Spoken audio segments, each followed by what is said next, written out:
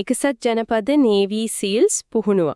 ලෝකයේ තියෙන අමාරුම අතිශයම කටුක හමුදා පුහුණුවක් විදිහට තමයි ඒක සැලකෙන්නේ. ඒකට ඇතුළත් වෙන හැම 5 දෙනෙක්ගෙන්ම 4 දෙනෙක්ම අතරමඟදී අයින් වෙනවා කියනවා. ඔව් ඒක ඇත්ත. ඉතින් ඒ පුහුණුව සම්පූර්ණ කරන එක ඇමරිකානු සෙබලෙකුට වුණත් අතිවිශාල ජයග්‍රහණයක්. නේත වශයෙන්ම. හැබැයි මෑතකදී ඒ ඉතිහාසය අලුත් කරමින් ශ්‍රී ලාංකික නාවික හමුදා නිලධාරියෙක් ඒ පුහුණුව සම්පූර්ණ කරලා ඒ කීර්තිමත් ත්‍රිශූල ලාංඡනය දිනාගත්තා. අද අපි මේ ගැන ගැඹුරින් හොයලා බලන්න යොදාගන්නේ ඒ සම්බන්ධයෙන් පළවුණු පුවත් වාර්තා, එක්සත් ජනපද නාවික හමුදාවේ නිල ලේඛන, ඒකර සීල්ස් බලකාය ඉතිහාසය ගැන ලියවුණු විවිධ මූලාශ්‍ර කීපයක්. ඉතින් ලුටිනන්ට් කොයින් චමිතගේ ඓතිහාසික ජයග්‍රහණයේ වටිනාකම හරියටම තේරුම් ගන්න අපි මුලින්ම මේ බලකාය මොකද්ද? ඔවුන්ව නිර්මාණය කරන්නේ කොහොමද? ඔවුන්ගේ ඉතිහාසය මොන වගේද කියලා හොයලා බලන්නම ඕනේ. ඔව් අපි යමු ඒ කතාවේ ආරම්භයටම. ඉතින් මේ හැමදේම පටන් ගන්නේ කොතනින්ද? ගොඩක් අය හිතන්නේ වියට්නාම් යුද්ධෙන් කියලා. නමුත් මූලාශ්‍රවලට අනුව කතාව ඊටත් වඩා ගොඩක් පරණයි නේද? ඔව් ගොඩක් පරණයි. මේ කතාවේ මූලයන් දීවියන්නේ දෙවන ලෝක යුද්ධ දක්වා. ඒ කාලේ සීල්ස් කියලා කණ්ඩායමක් තිබුණේ නැහැ. එහෙම එකක් තිබ්බේ නැහැ. හැබැයි යුද්ධයේදී අලුත් අවශ්‍යතාවයක් මතුවුණා.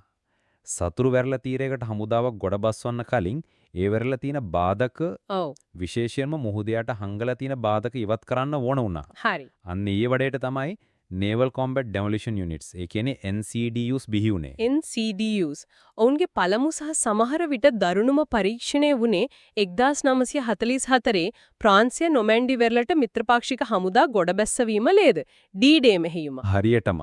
එදා ඕමාහා වෙරළ තීරයේ ජර්මනු මැෂින් තුවක්කු ප්‍රහාර මැද මුහුදේ ඉඳන් වෙරළට මීටර 100ක් දුරට හයි කරලා තිබුණු බාධක පුපුරවල අයින් කරන ගිය NCDU කණ්ඩායම් වලට අතුනේ මහා විනාශයක්. මූලාශ්‍රවල සඳහන් වෙන විදිහට එදා ඒ මෙහෙයුමට සහභාගී වුණු අයගෙන් 52කට, ඒ කියන්නේ 52%කට ජීවිත හිමි වුණා නැත්නම් බරපතල තුවාල ලැබුවා. ඒ කියන්නේ හැම දෙන්නෙක්ගෙන්ම එක්කෙනෙක්. ඒක වෙරුම් සංඛ්‍යා ලේඛනයක් නෙවෙයි. ඒක ලෙයින් ලියවුණු පාඩමක්. අන්නේ ඒක තමයි වැදගත්ම දේ. ඒ පාඩම තමයි අදටත් විශේෂ බණකායන් වල DNA එකේ කොටසක් වෙලා තියෙන්නේ. ඒ කියන්නේ සාමාන්‍ය හමුදාවක් වගේ ඍජුවම සතුරු බලකොටුවක හැපිලා විනාශ වෙනුවට රහසිගතව සූක්ෂමව පුදුමයට පත් කරමින් ඉලක්කය සපුරා ගැනීම. හරි.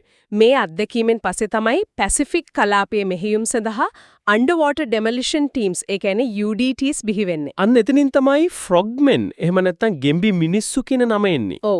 උන්ගේ වැඩේ උනේ පිහිනුම් මෙන්නමකින් විතරක් සැරසිලා රැට සතුරු වෙරළට පිහිනලා ගිහින් සිතියම් හදලා බාධක තියෙන තැන් ලකුණු කරලා ආපහු එන එක. ඔව්. ඒ නිසාම උන්ට naked warriors එහෙම නැත්නම් නිර්වත් රණශූරයන් කියලාත් කිව්වා. ආයුධයක්වත් නැතුව. මොකද ඔවුන් ආයුධයක්වත් නැතුව තමයි ඒ ඔත්තු බැලීම් කළේ. හැබැයි කොරියානු යුද්ධය වෙද්දී ඔවුන්ගේ කාර්යභාරය වෙනස් වුණා. මුහුදේ වැඩ විතරක් නෙවෙයි ගොඩබිමටත් ආවා. ඔව්. ගොඩබිමට රිංගලා සත්‍රු පාලම්, දුම්රිය උමං මාර්ග වගේ දේවල් පුපුරවල විනාශ කරන්නත් ඔවුන්ව යොදාගත්තා. හරි. එතකොට වෙරළ තීරයේ වැඩ කරපු මේ ගෙම්බි මිනිස්සු කොහොමද අද අපි දන්න මුහුද, ගුවන, ගොඩබිම කියන තුන් ආකාරයෙන්ම සටන් කරන සීල්ස්ලා බවට පත් උනේ? ඒකට හේතුනේ මොකක්ද? ජනාධිපති කෙනෙඩිගේ මැදිහත් වීම ගැන ප්‍රසිද්ධ කතාවක් තියලා නේද? ඒ කතාව ගොඩක් ප්‍රසිද්ධයි. 1991 දී ජනාධිපති කෙනෙඩි ගැලිල්ලා යුද්ධවල වැදගත්කම තේරුම් අරගෙන විශේෂ බලකායන් සඳහා අරමුදල් වැඩි කළා.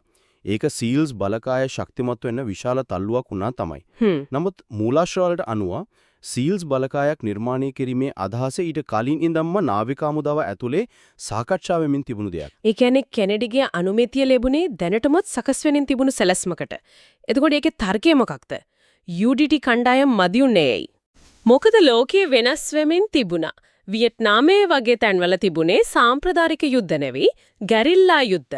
වෙනස්ම පරිසරයක්. ඉතින් ඒ වගේ පරිසරයක ගංගා වනාන්තර වගුරු බිම් හරහා ගිහින් සටන් කරන්න පුළුවන් විශේෂ කණ්ඩායමක අවශ්‍යතාවය නාවික හමුදාවට තදින්ම දැනුණා. හරි. ඒ අවශ්‍යතාවයේ ප්‍රතිඵලයක් විදිහට තමයි 1972 ජනවාරි මාසේ UDT සමාජිකයන්ගෙන්ම තෝරාගත් පළමු සීල් කණ්ඩායම් දෙක සීල් ටීම් 1 සහ සීල් ටීම් 2 නිල වශයෙන් පීඨවලේ. සීල් කියන නම හැදෙන්නෙත් ඒ අදහසින්මයිනේ.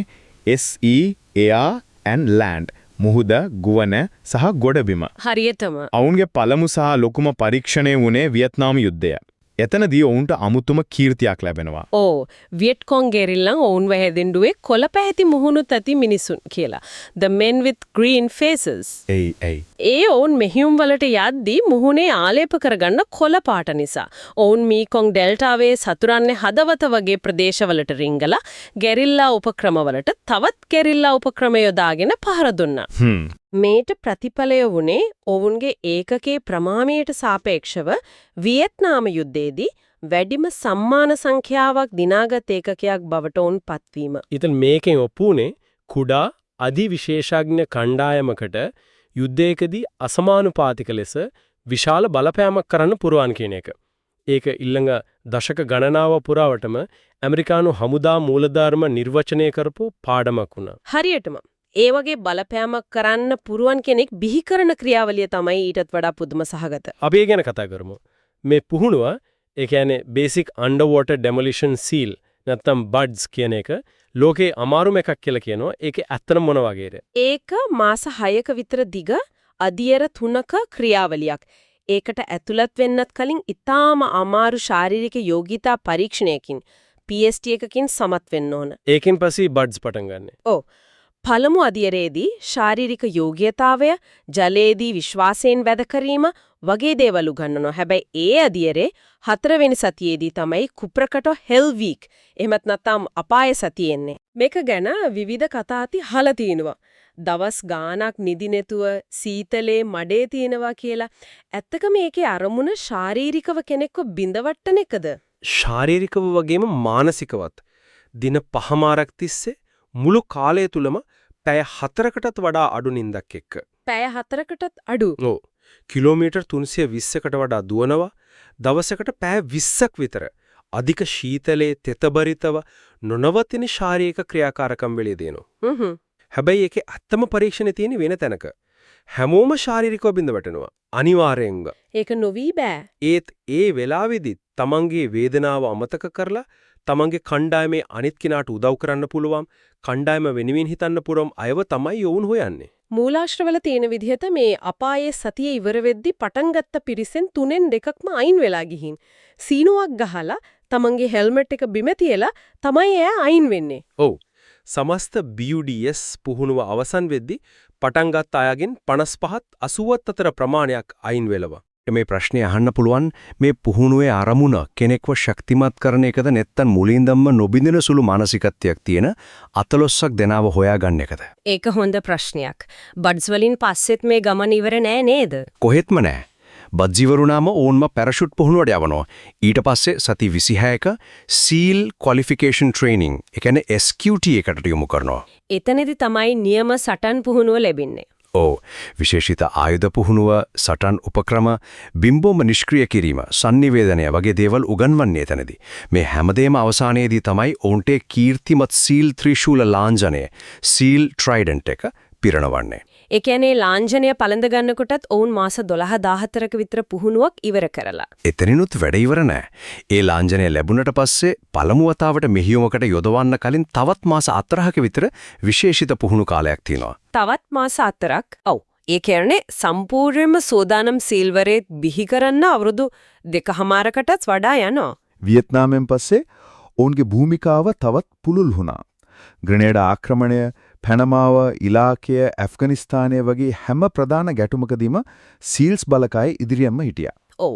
උදාහරණයක් විදිහට 1983 ග්‍රනේඩ ආක්‍රමණයේදී ආණ්ඩුකාරවරයාව සතුරු ග්‍රහණයෙන් බේරා ගැනීම වගේ ඉහළ අවදානම් මෙහෙයුම් සඳහා ඔවුන්ව යොදාගත්තා. ඒකෙන් පෙනුණා ඔවුන් ගෝලීය ක්ෂණික ප්‍රතිචාර දැක්වීමේ බලකායක් බවට පත්වෙමින් තිබුණු විදිහ. හැබැයි හැම මෙහෙයුමක්ම සාර්ථක වුණේ නැහැ.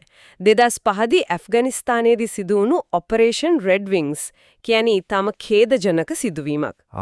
ඒක තමයි ලෝන් සර්වයිවර් චිත්‍රපටයටත් පාදක වුණේ. ඔව්. 4 දෙනෙකුගෙන් යුත් සීල් ඔත්තු බැලීම කණ්ඩායමක් සතුරන් විසින් වටලනු ලැබුවා. ඔවුන්ව බේරා ගැනීමට ආපු හෙලිකොප්ටරයටත් RPG ප්‍රහාරයක් එල්ල වෙලා ඒකේ හිටපු සීල් බටයන් 8 දෙනෙක් ඇතුළු 16 දෙනෙක් මිය ගියා. හරිම කනගාටුදායකයි. මුළු සිදුවීමෙන්ම සීල් බටයන් 10 දෙනෙක් ඇතුළු 19 දෙනෙකුට ජීවිත හිමි වුණා. නමුත් නූතන ලෝකයේ ඔවුන්ගේ නම හැමෝගම කටට ආපු මෙහියුම් දෙකක් තියෙනවා. පළවෙනි එක 2009 දී සෝමාලියානු මුහුදු කොල්ලකරුවන්ගෙල් කැපිතාන් රිචඩ් ෆිලිප්ස්ව බේරා ගැනීම. ඒක අතිශය නිර්වද්‍යතාවක් සහ ඉවසීමක් ප්‍රදර්ශනය කරපු මෙහියුමක්. දවස් ගාණක් බලාගෙන ඉඳලා. ඔහු මුහුදු කොල්ලකරුවන් තුන්දෙනාම එකම මොහොතක පෙනෙන ඉලක්කයකට ආවම USS බේන්බ්‍රිජ් කියන නෞකාවේ හිටපු DVRGU ඒ කියන්නේ කලින් හැදින් වූ සීන් ටීම් 6 එකේ ස්නයිපර්වරු තිදෙනෙක්. එකම වෙලාවේ. ඕ චලනීය වෙන නැවක ඉඳන් චලනීය වෙන බෝට්ටුවකින් ඉලක්ක 3කට එකම මොහොතේ වෙඩි තියලා ඔවුන්ව ඝාතනය කළා. ඒක ඇදහිය නොහැකි දක්ෂතාවයක්. අනෙක් මෙහියුම ඇත්තදම ඔවුන්ව මිත්‍යා කතාවක් තරමට ප්‍රසිද්ධ කරපු එක. 2011 දී පාකිස්තානයේදී ඔසාමා බින් ලාඩන් ඝාතනය කිරීමේ ඔපරේෂන් නෙප්ටියුන් ස්පියර් මෙහියුම. ඒකත් DVRGU එකකේ විසින් CIA සංවිධානයත් එක්ක එකතු වෙලා කරපු අතිශය රහසිගත මෙහියුමක්. ඒකේ සාර්ථකත්ව විතරක් නෙවෙයි ඒකෙන් පස්සේ ඇති වුණු දේවල් නිසාත් සීල්ස්ලා ප්‍රසිද්ධ වුණා නේද? හරියටම. පාකිස්තානයට නොදන්වා ඔවුන්ගේ ගුවන් සීමාවට ඇතුළු වීම නිසා ඇතිවුණු රාජ්‍යතාන්ත්‍රික අර්බුදය. ඔව් ඊට පස්සේ ඝාතනයේ ඡායාරූප ප්‍රසිද්ධ කරනවද නැද්ද කියන විවාදය. මේ හැමදේම නිසා සීල්ස් කියන නම ලෝකේ හැමතැනම ප්‍රධාන පුවතක් බවට පත් වුණා. ඉතින් මේ අතිශය දුෂ්කර ඉතිහාසය මේ කටුක පුහුණුව මේ ඉහළම මට්ටමේ මෙහියුම් මේ හැමදේම දශක ගණනාවක් පුරා ඇමරිකානු මිනුම් දණ්ඩක් විදියට පැවතුණා. හැබැයි ඒ තත්ත්වය මෑතකදී වෙනස් වුණා. ඔව් ඒක තමයි මේ කතාව කෙලින්ම ශ්‍රී ලංකාවට සම්බන්ධ කරන පුරුක. ඔව් 2025 ජූලි මාසයේදී අපේ මූලාශ්‍ර වාර්තා කරන ඓතිහාසික සිදුවීම තමයි ඒ. ශ්‍රී ලංකා නාවික හමුදාවේ විශේෂ යාත්‍රා බලගණයට, ඒ කියන්නේ ස්පෙෂල් බෝඩ් ස්ක්වොඩ්‍රන් SBS එකට අනුයුක්ත නිලධාරියෙකු වන ලුතිනන්ට් කොයන් චමිත එක්සත් ජනපද නේවි සීල්ස් පුහුණුව සම්පූර්ණ කර ඒ ත්‍රිශූල ලාංඡනය දිනාගත් ප්‍රථම ශ්‍රී ලාංකිකයා සහ විදේශිකයන් 14න් කෙනෙක් බවට පත් වුණා. අපි කලින් කතා කරපු මේ මාස 14ක පුහුණුව 80%ක් අසමත් වෙන ඒ ක්‍රියාවලියම තමයි මේ ඒකේ ඔහුගේ පෞද්ගලික දක්ෂතාවයේ කැපවීම ගැන කියන කතාව අති විශාලයි. ඒ වගේම ඒකෙන් ශ්‍රී ලංකාවේ විශේෂ බලකායන් වල තත්ත්වය ගැනත් යමක් කියවෙනවා. SBS කියන්නේ දශක ගණනාවක දරුණු සටන් අධ්‍යක්ීම් තියෙන ලෝකේ ඉහළම පිළිගැනීමක් තියෙන එකකයක්. ඒක ඇත්ත. ලුතිනන්ට් චමිතට මේ පුහුණුවට මුහුණ දෙන්න අවශ්‍ය මූලික ශක්තිය සහ මානසිකත්වය ලැබුණ එතනින්. ඉතින් මේ ජයග්‍රහණය හුදෙක් පුද්ගලික එකක්ම නෙවෙයි. එතකොට රටක් විදිහට මේකෙන් ලැබෙන වාසිය මොකක්ද? ප්‍රධාන වශයෙන් කරුණු දෙකක් තියෙනවා. එකක් මේකෙන් රටවල් දෙකේ හමුදාව අතර සහයෝගීතාවය සහ විශ්වාසය ගොඩනගෙනවා. හරි. දෙක ලෝකේ නවීනතම යුද උපක්‍රම තාක්ෂණය සහ පුහුණු ක්‍රමවේද පිළිබඳව සෘජු අමිල අධ්‍යක්ීමක් ශ්‍රී ලංකාවට ලැබෙනවා. ඒ දැනුම අපේ හමුදාවන්ගේ හැකියාවන් තවදුරටත් වර්ධනය කරන්නට යොදා ගන්න පුළුවන්. හරියටම. ඒ කියන්නේ මේක දක්ෂතාවයට සහ කැපවීමට දේශසීමා බාධාවක් නෙවෙයි කියන හොඳම උදාහරණයක්. මුළු රටටම ආඩම්බර වෙන්න පුළුවන් අවස්ථාවක්. නියත වශයෙන්ම.